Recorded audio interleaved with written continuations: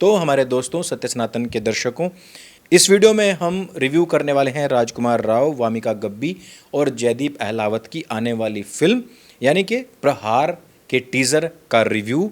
और हम साथ बैठ करके देखेंगे। मैंने अभी इसको देखा था ट्विटर के ऊपर, किसी ने सिनेमा हॉल के अंदर इसको शूट किया था, लेकिन अभी अभी आया है। तो मैंने जैसे कि पिछले वीडियो में भी कहा था कि भाई अचानक से ये क्या हो गया है।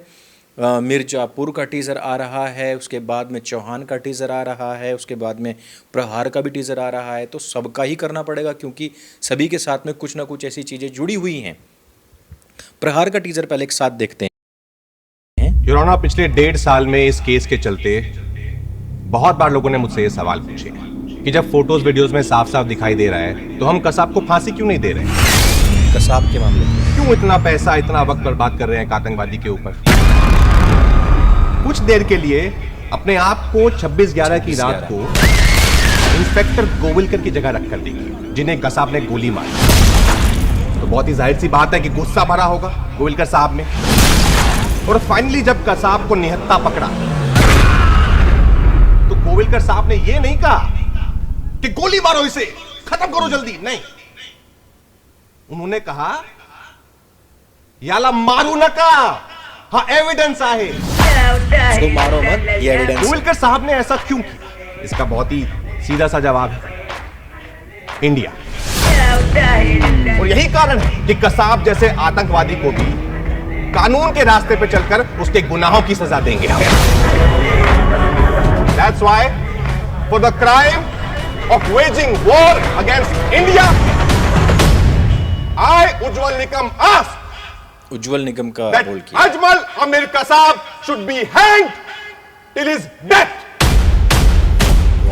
आवाज भी देखो चेंज हो रही है इसमें बहुत मदद करी है, ऐसा लग रहा है।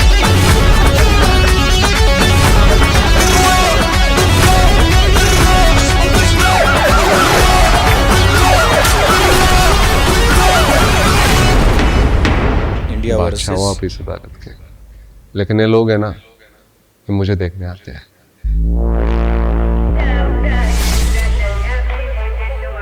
दिनेश विजन की मूवी है।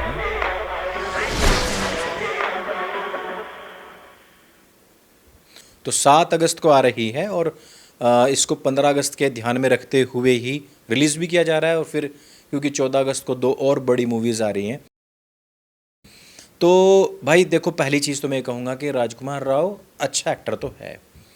और जो पिछले दिनों फॉर्मूला एक्टिंग के ऊपर बात हो रही थी कि भाई सारे के सारे एक्टर क्यों ऐसा, कैसे मुंह बंद करके ही बोलते हैं, इसमें टाइगर श्रॉफ भी हो गया और बहुत सारे एक्टर हैं।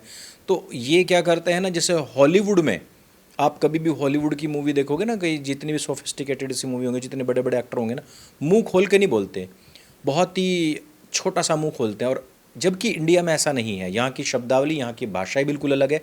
लेकिन वो है ना कि थूक चाटने की आदत है, हर एक कल्चर में हिंदुस्तानियों को थूक चाटने की आदत है कि नहीं भाई बाहर हो रहा है तो कुछ अच्छा ही हो रहा होगा, उसी को कॉपी करते हैं। लेकिन इसमें ऐसा नहीं था, इसमें उन्होंने थोड़ा अच्छा से मुंह को भी खोला है, थोड़ा सा दिखाया भी है कि हाँ भाई वो आवाज़ उसके अंदर से निकल पाती है। और आवाज़ भी थोड़ी चेंज है, मतलब जिस तरीके से राजकुमार राव की अलग कॉमेडी फिल्मों में या नॉर्मल फिल्मों में जैसे आवाज़ रहती है, उससे थोड़ी सी अलग करी है। अब जिन लोगों को नहीं पता कि भाई उज्जवल निकम कौन है, उनको मैं बता दूं कि उन्होंने ही मेनली ये केस लड़ा था। और उस टाइम पर जो तत्कालीन सरकार थी कांग्रेस की, वो जो नहीं चाहती थी कि इसको किसी भी तरीके से दिखाया जाए या बताया जाए कि इसमें पाकिस्तान का हाथ है या इसमें मुसलमानों का हाथ है, वो जो नहीं चाहते थे वो लोग, उन सब को मुझे लगता है कि इस फिल्म के अंदर एक्सपोज करने का ढंग से काम किया होगा। और इस फिल्म के अंदर ढंग से दिखाया गया कि उस टाइम की सरकार जो है वो किस तरीके से लीपापोती कर रही थी, ऐसी मेरी उम्मीद है। उसमें दिखाया जाना चाहिए कि 26/11 को किस तरीके से महेश भट्ट हो, चाहे दिग्विजय सिंह हो, चाहे जाकिर नाइक हो, बहुत सारे लोगों ने मिलकर के बुक रिलीज़ करी थी, एक साथ आकर के खड़े हो गए थे और इन्होंने कहा कि ये तो पूरी पूरी कॉन्स्पिरेसी संघ वालों की है, आरएसएस वालों की है, क्योंकि इसमें जो पकड़े गए लोग हैं उनके हाथ में कलावा बंधा हुआ है। और उन्होंने दिखाया था कि उसका जो आज साथ में आई कार्ड मिली है वो समीर चौधरी की मिली है। तो ये सारे के सारे तो हिंदू लोग हैं। ये बहुत कोशिशें हुई थी, बहुत अच्छा सब्जेक्ट है, बस बाकायदा वो चीज़ जो अभी तक मिसिंग थी, क्योंकि कसाब के ऊपर अभी तक काफ़ी सारी वेब सीरीज़, काफ़ी सारी फिल्में बनी हैं और उसमें साला फिर वही सेकुलरिज्म घुसेड़ दे जाता है। नाना पाटेकर की भी इसके ऊपर एक फिल्म आई थी और वो भाई साहब कुरान को लेकर के बैठ के कसाब के सामने कि देखो कुरान में ये अच्छी बात है, कुरान में वो अच्छी बात है। इस तरीके का जो सेकुलरिज्म फिल्मों के अंदर दिखाया जाता है ना, पूरी की पूरी फिल्मों का नाश मार देती हैं, सत्यानाश कर देती हैं। और कहीं कहीं ऐसा होता है कि फिल्म के अंदर जो सेकुलरिज्म को नहीं मानता उसको विलेन दिखाया जाता है। जैसे कि हमने शौर्या मूवी में देखा था कि ब्रिगेडियर प्रताप होते हैं और वो स्पष्ट कह देते हैं कि भाई ये बीमारी है और ज़रूरी नहीं कि दुश्मन देश के बाहर ही हो, बॉर्डर के दूसरी तरफ ही हो, इस तरफ भी होते हैं जो दीमक की तरह देश को खाते हैं। और ऐसा होता है कि वो फिल्म भी फ्लॉप होती है, लेकिन उनका वो कैरेक्टर जो होता है वो अमर हो जाता है, क्योंकि वो सच बोल रहा है।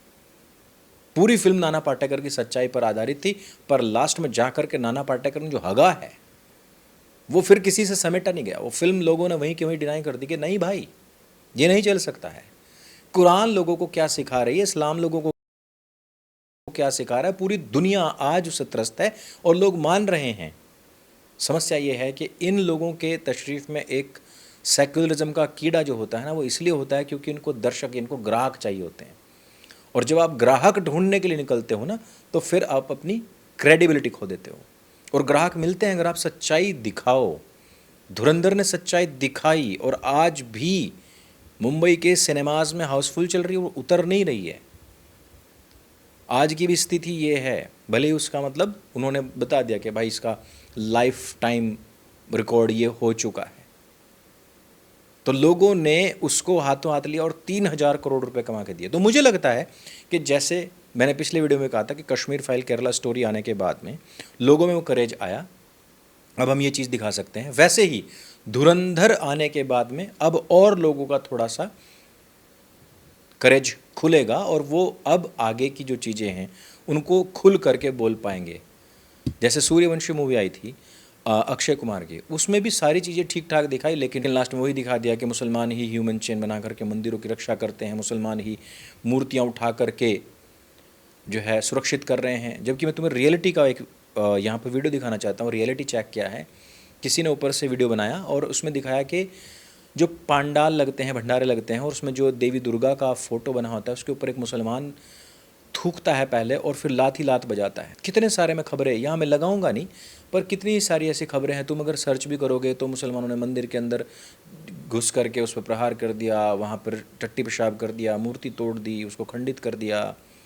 और ये जो मैंने दिखाई तो हजारों बार हो चुका है। और ये भी छोड़ दो, तुम तिरंगा को भी नहीं बख्शते मुसलमान भाई, उससे भी वो अपने घर का डस्टिंग कर रहे हैं, दुकानों की डस्टिंग कर रहे हैं। बहुत सारे वीडियोस मिल जाएंगे। तो टीज़र आया है, बहुत अच्छी बात है, ये भी और चौहान का भी। बात यह है कि अपनी सच्चाई से डिरेल ना हो और सेकुलरिज्म के चक्कर में पूरी की पूरी कहानी का भूसा भर करके उसमें तिल्ली ना दिखा दे बस, नहीं तो फिर वो जनता के लिए अनएक्सेप्टेबल हो जाती है। बाकी आपको क्या उम्मीद है हमें नीचे कमेंट करके अवश्य बता सकते हैं। और सत्य सनातन आपका अपना प्लेटफॉर्म है, इसको स्वयं भी सब्सक्राइब करें और अपने मित्रों से भी करवाएं। मेरे संग बोले सत्य सनातन वैदिक धर्म की जय। जय हिंद, वंदे मातरम।